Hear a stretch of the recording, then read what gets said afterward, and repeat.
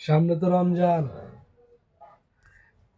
রোজদারি মুখোশধারী পরা কিছু বেরোজগারি লোকেরা যারা আশেপাশে দোকান খোঁজে চা খাওয়ার জন্য, সিগারেট খাওয়ার জন্য।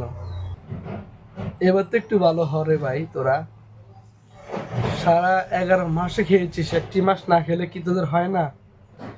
আল্লাহর দরবারে আসো, নামাজ কালাম পড়ো। আর কত দিনটা না খেয়ে সিগারেট খোর যারা, তারা রাত্রে খায়ও এবং একটি মাস কষ্ট করো আল্লাহর দরবারে। আর দোকানে গিয়ে উকিঝুঁকি মারিস না।